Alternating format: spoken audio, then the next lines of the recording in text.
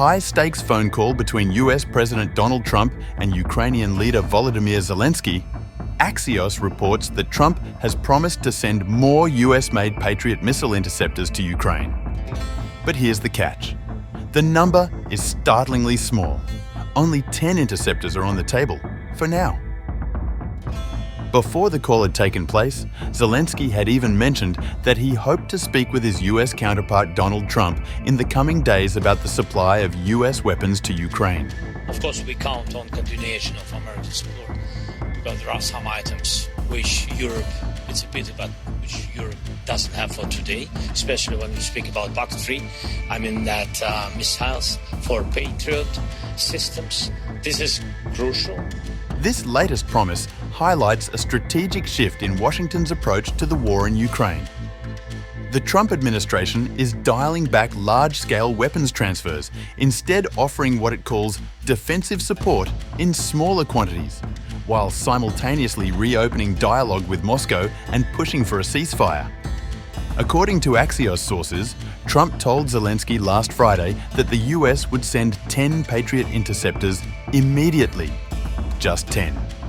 For context, a single Patriot interceptor missile costs nearly $4 million, and US defense contractors only produce about 500 per year. Most military protocols call for 2 missiles per incoming target, meaning 10 interceptors would barely cover 5 serious attacks. The Pentagon's recent announcement suspending some weapons deliveries, including air defense systems and precision-guided munitions, cited a critical issue.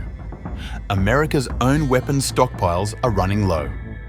Defense Secretary Pete Hegseth reportedly pressed pause to reassess US readiness, further fueling debate in Washington over how far support for Ukraine should go.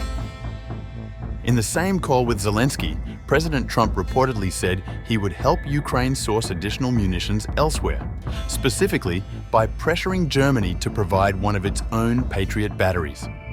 Trump has also greenlit exploring the redirection of Patriot batteries from US-aligned locations like Germany and Greece, according to sources familiar with the administration's planning.